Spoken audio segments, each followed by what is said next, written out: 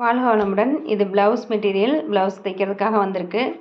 இதை வந்து நம்ம கட் பண்ணி தைக்கிறதுக்காக ரெடி எடுத்திருக்கோம்.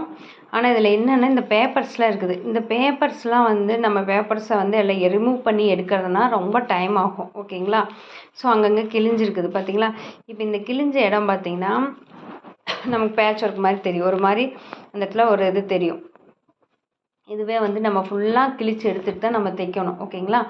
ஆனால் இது ஃபுல்லாக கிழிச்சு எடுக்கிறதுக்கு நமக்கு ரொம்ப டைம் ஆகும். ஓகேங்களா?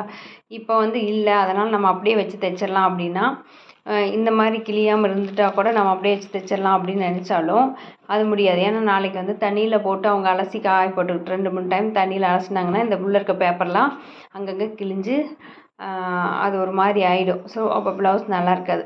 ஸோ இந்த மாதிரி பிரச்சனை வருதுன்னா நீங்கள் என்ன பண்ணணும் அப்படின்னா இந்த பேப்பர் கலரில் நீங்கள் லைனிங் கிளாத் எடுத்துக்கோங்க. ஓகேங்களா? அதாவது இந்த பேப்பர் கலரில் லைனிங் கிளாத் எடுத்துக்கோங்க. அதில் கட் பண்ணி தைங்க. இப்போ பாருங்கள், இந்த இடத்துல தெரிஞ்ச அந்த பேட்ச் ஒர்க், இப்போ தெரியக்கூடிய இந்த பேட்ச்சு இங்கே தெரியாது. அது மேலே வச்சிட்டிங்கன்னா இப்போ அது கிழிஞ்சாலும் உங்களுக்கு உள்ளே வந்து எதுவுமே மாற்றம் தெரியாது. ஸோ அப்போ வந்து இந்த பேப்பர் கலரில் லைனிங் கிளாத் போட்டு நீங்கள் தைச்சிக்கிட்டிங்கன்னா அந்த பேப்பர் ரிமூவ் பண்ணுற வேலை உங்களுக்கு இல்லை. தேங்க்யூ ஃபார் வாட்சிங் திஸ் சேனல்.